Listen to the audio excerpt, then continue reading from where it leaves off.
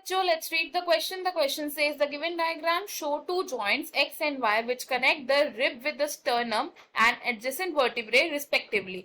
These joints permit limited movement. Identify X and Y. हमसे पूछा गया है कि इस डायग्राम में X and Y दो joints हैं. X कनेक्ट करता है ribs को sternum के साथ and Y कनेक्ट करता है adjacent vertebrae को.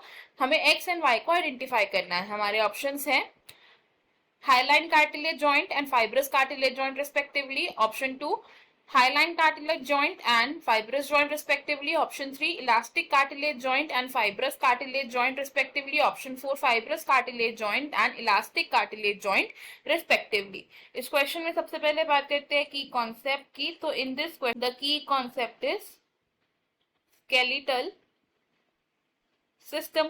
स्केलेटल सिस्टम को हम डिस्क्राइब करते हैं as a framework of bones जिसमें कि फ्यू कार्टिलेजेस भी प्रेजेंट होते हैं. अब ह्यूमन स्केलेटल सिस्टम की दो डिविजन्स हैं which are the axial skeletal system and the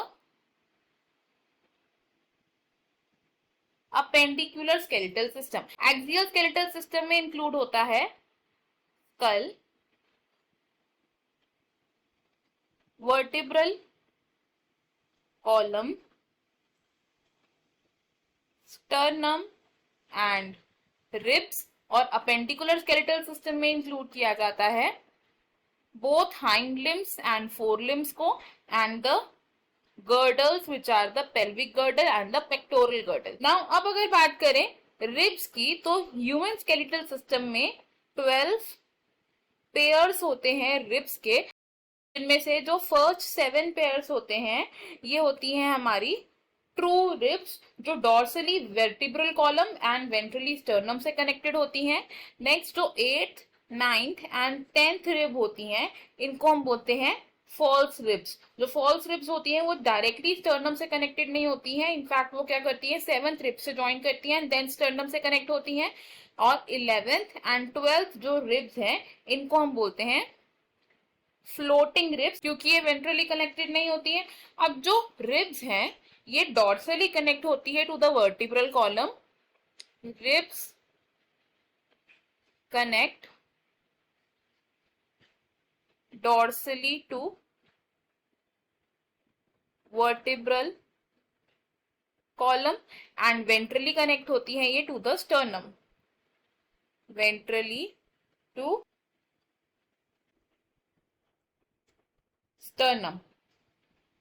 ribs को वेंट्रली स्टर्नम से कनेक्ट करता है हाइलीन कार्टिलेज.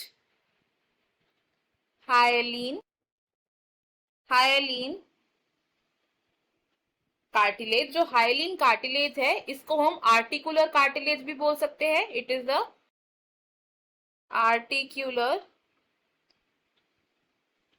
कार्टिलेज. और अगर बात करें एडजेसेंट वर्टिब्रे की in the vertebral column, in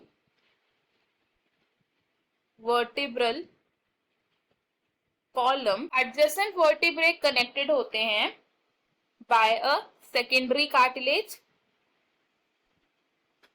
adjacent vertebrae कैसे कनेक्टेड होते हैं by a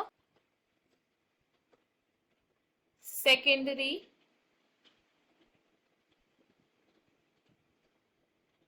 cartilaginous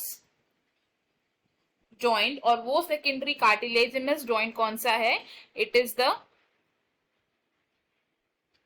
fibrous cartilage या हम इसे क्या बोलते हैं फाइब्रो कार्टिलेज. और ये जो जॉइंट है ये लिमिटेड मूवमेंट को ही परमिट करता है. अब हमारे पास जो ये डायग्राम है इस डायग्राम में हम क्या देख रहे हैं कि रिब्स को स्टर्नम के साथ कनेक्ट करता है X labelled part which is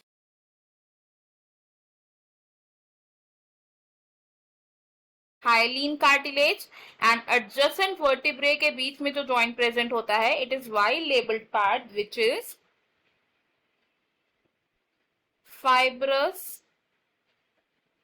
cartilage. So हमने यहां से क्या कंक्लूड किया कि X क्या है? It is